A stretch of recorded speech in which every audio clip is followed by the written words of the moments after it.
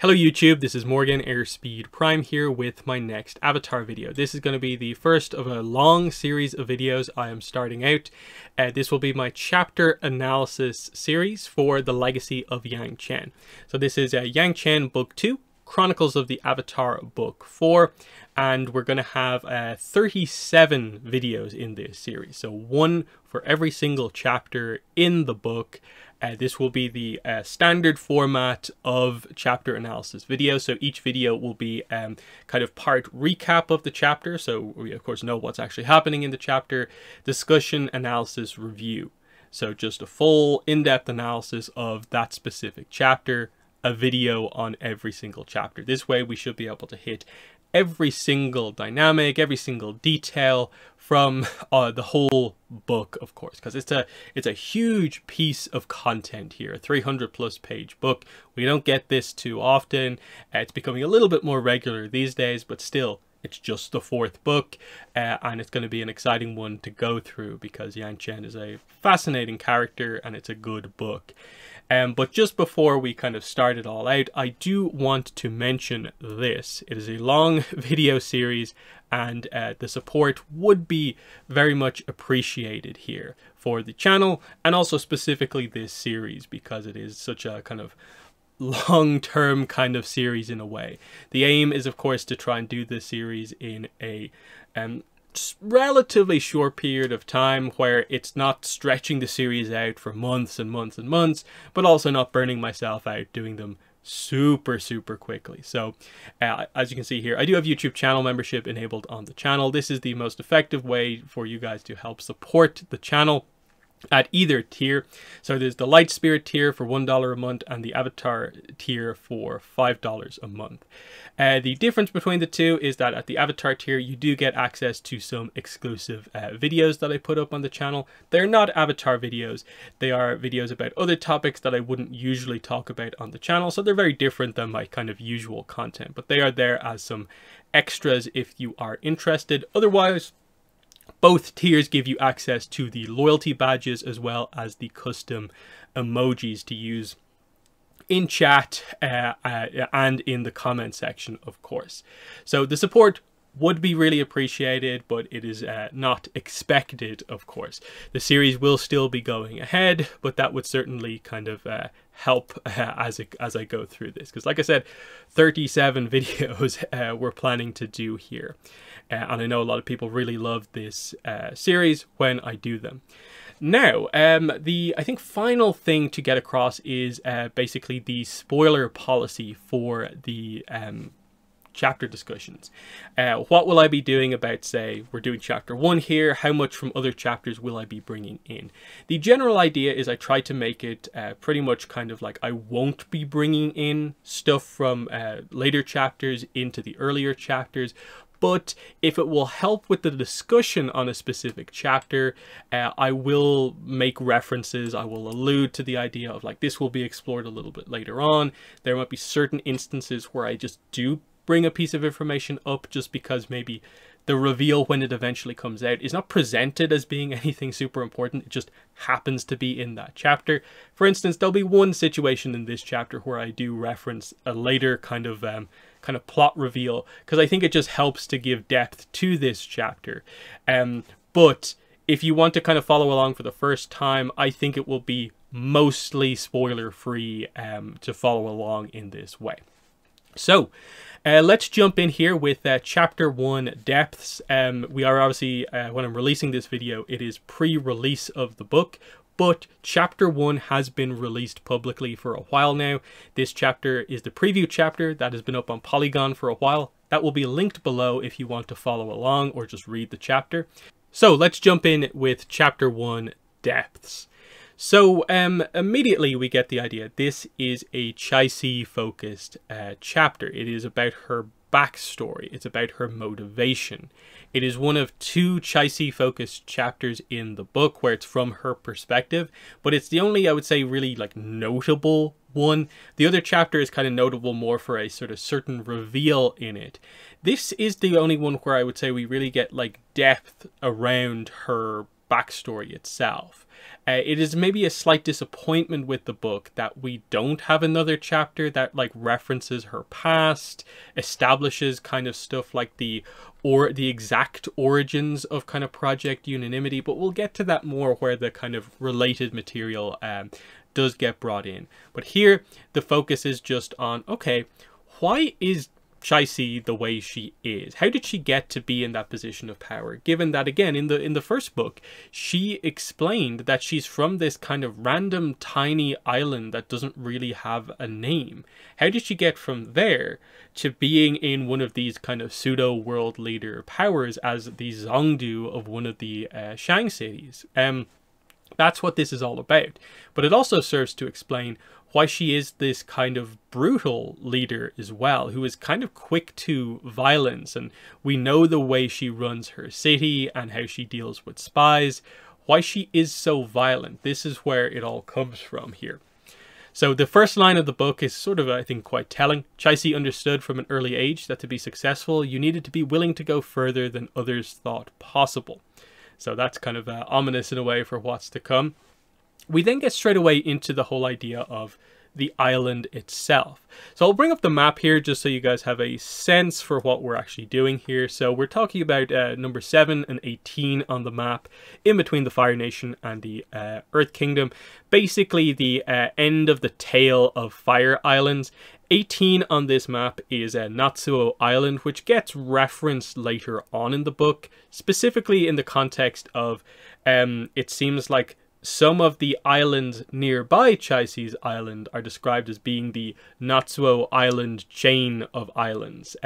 So it doesn't fully confirm the details on Chai-Si's island, and in many ways it almost comes across as this island is so little, so unimportant, that it probably isn't really visible on the map. That is how small and insignificant it is. It is not one of the named Fire Islands, but it's in the general vicinity as a lot of these other sort of kind of in-between islands, in between the nations. So it's described here that the livelihood of the people on this island is completely based around kind of diving underwater off the island to get the goods from the sea, basically. So the main thing is the cucumber sponges, but also they describe that the kind of shellfish meat as well as pearls are the other things of value that they can get. And this is how the people make their money. This is their trade with kind of the rest of the world, and the only thing of real importance that they can do on this island. And they immediately describe it is a very dangerous pursuit to be involved in. They describe that, you know, you go so far below the surface and you're down there long enough searching around that you are at risk of dying, of drowning.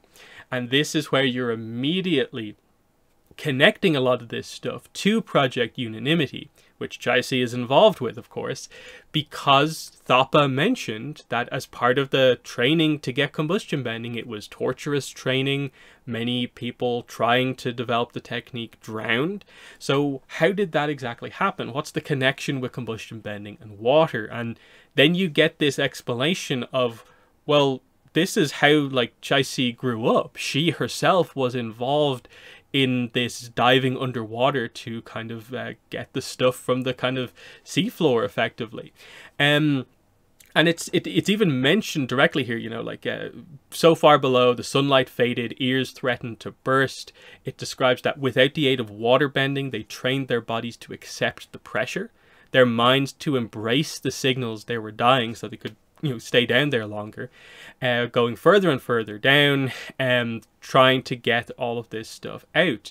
And it's described that it is often fatal, but it's what they had to do to survive another season.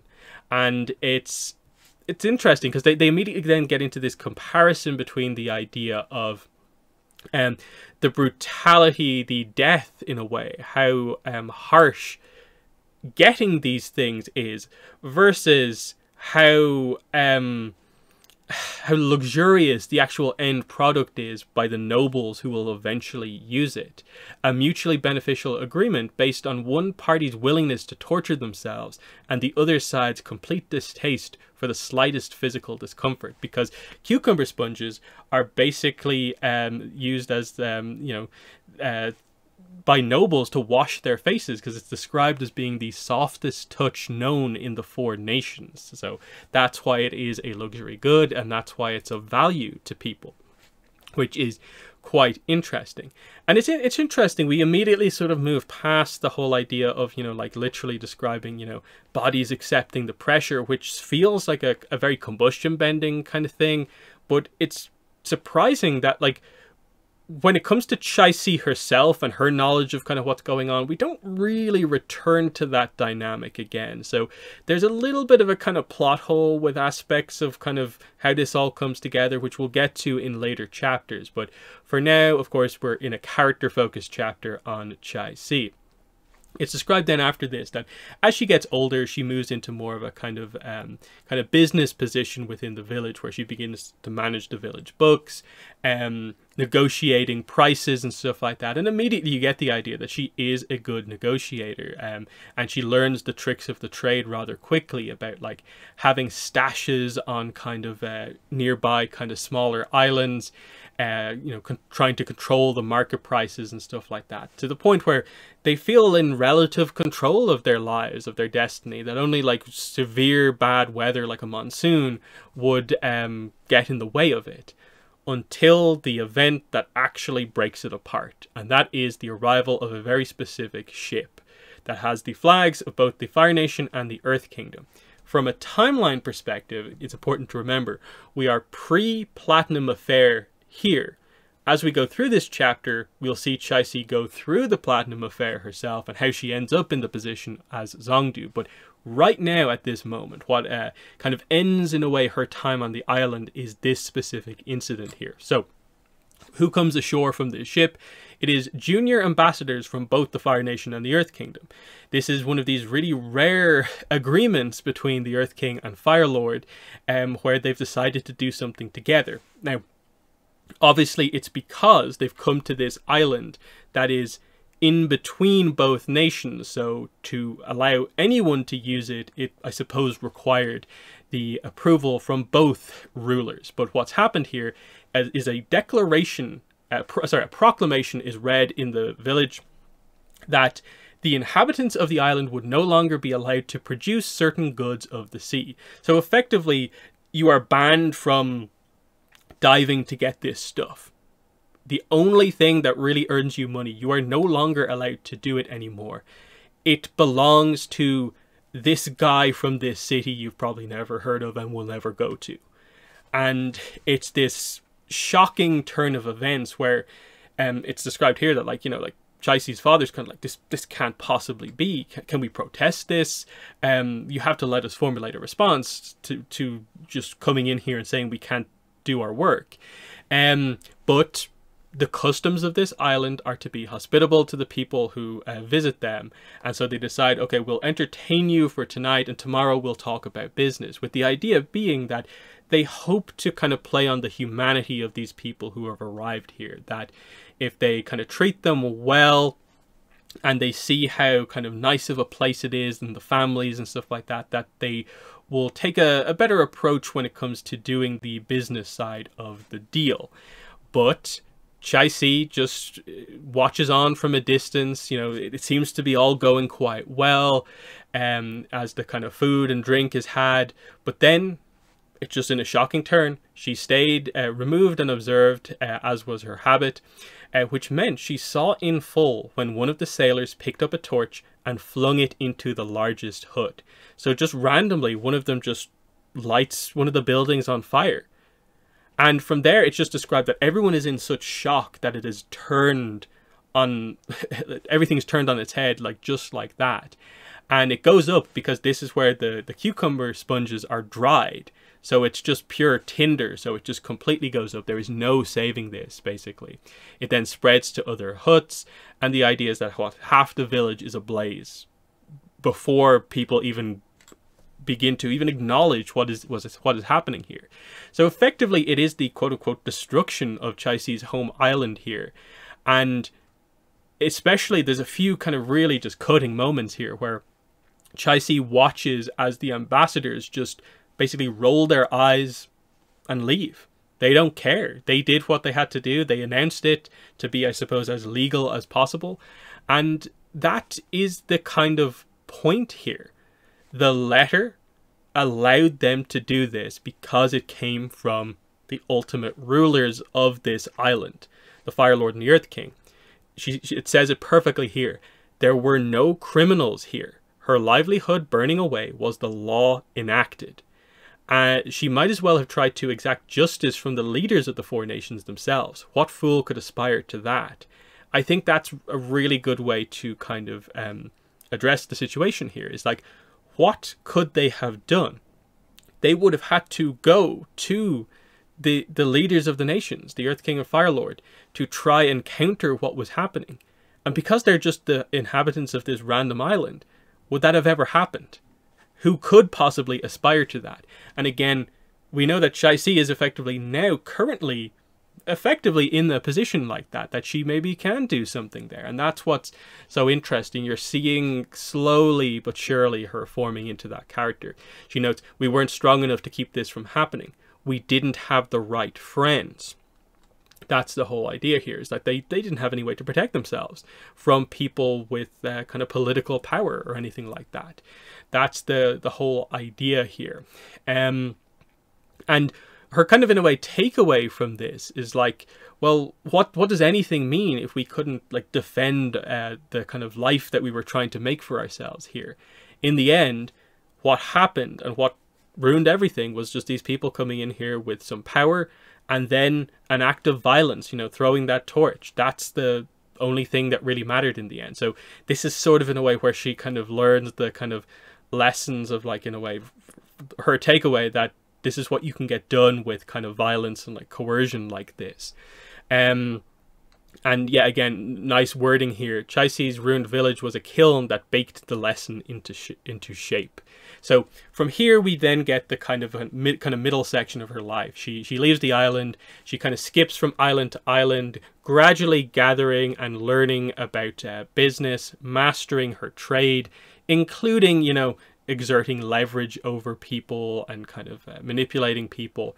And this is when the Platinum Affair happens. So when it happens, she's skilled enough to know how to position herself, because she can tell that, oh, this is probably going to mean that people, specific people, the trusted businessmen, will be put in charge of trade. I'll position myself near that and work to achieve a position of power. And that's what they described right next. That as soon as she became eligible for the role, the war had ended. There was no rational choice other than her. Her selection was unanimous. So when she finally got the chance, everyone was just like, yeah, it has to be her. She was good. And that's the thing here, is that she actually like earns this. Like, sure, there might have been some kind of like leverage used at specific points, but it seems like, and this is kind of made clear in the first book as well, it's like, she is a good leader. She just has a little bit of a tendency to be a bit too brutal with how she deals with issues, is the kind of main problem. And this is when Honsha gets brought up, that like she notes that like he is of a similar mindset to her, but the difference between them, he has no long-term planning, whereas she does.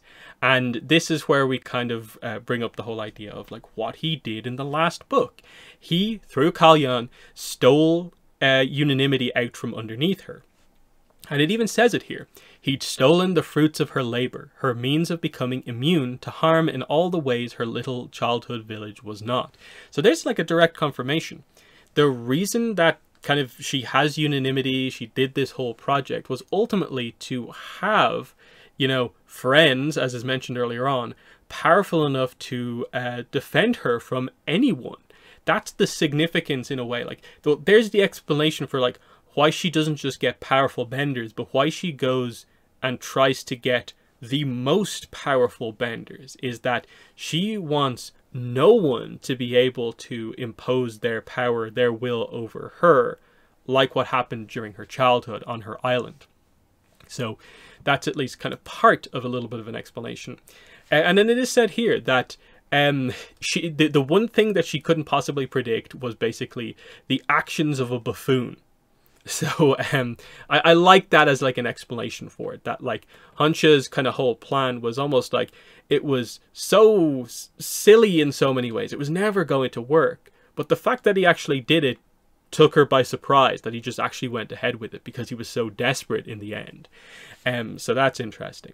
But yeah, he was gone, along with him her assets. She'd been left without a move. She could only sit and wait. So it speaks to the idea of, this chapter is basically confirming that the core of unanimity is just the three combustion benders that we met. We'll learn later on that there's a bit more to it, but on the main kind of end of things, there are three kind of finalized combustion benders, and they are the core of the project. And without them, she herself can't do anything. And she played things kind of rather cool at the end of the first book over this, but you can see here that it actually did have an effect. Just the idiotic actions of Han She actually did kind of get one over on her. She wasn't fully prepared for this. But we see here it begins to come back around in her favor. So we learn then, as we kind of switch from just direct kind of her discussing her life to what's she actually doing in the present day while all this is happening. We see that she has at this point given birth to her child. It is she has a son now. So she's looking after her son here as her attendant walks into the room and basically says, "You have a letter." Now, this is where Chai-Si kind of plays the game. She's always playing the game here, and that is she reacts kind of really suddenly, like emotionally, like she's not in full control, and the attendant is forced to leave, fearing for her life, and she immediately is in her head thinking that this is what I have to do. I know a lot of the people working for me are spies for the Fire Lord. If I project the image of a new mother struggling with the pressures of all of this stuff, her important role and now being a new mother, the Fire Lord will only think that I am busy just trying to keep myself together, that I won't be a threat to him. So she'll be kind of she won't be considered much of a threat going forward, because she's so busy. And it's very clever. That is the way that she's been forced to kind of think from before. She is so cautious about spies. This is what she has to do. But when the attendant leaves, she just goes back to normal. At her core here, she is actually extremely, extremely calm.